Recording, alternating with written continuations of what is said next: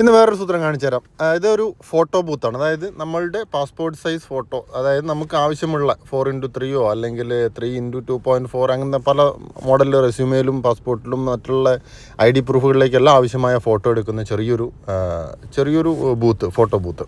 ഇത് ജപ്പാനിലെ പല പ്രദേശങ്ങളിലും, അതായത് പല പ്രദേശങ്ങളെന്ന് പറഞ്ഞാൽ തിരക്കേറിയ എല്ലാ സ്ഥലങ്ങളിലും, മാക്സിമം എല്ലാ റെയിൽവേ സ്റ്റേഷൻ്റെ ഏരിയയിലൊക്കെ ഉണ്ടാവും. ഇതിൻ്റെ ഉള്ളിലേക്ക് കയറി കഴിഞ്ഞാൽ വളരെ ചെറിയൊരു സ്പേസാണ്, ഒരാൾക്ക് കഷ്ടിയിരിക്കാൻ പറ്റുള്ളൂ.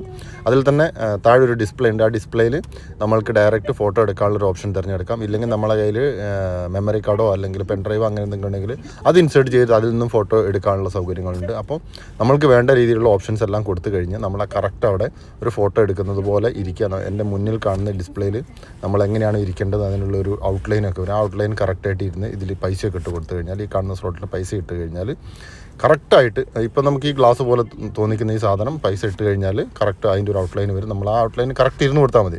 അതിനുശേഷം താഴെ കാണുന്ന ഇതിലൂടെ നമുക്കതിൻ്റെ പ്രിൻ്റ്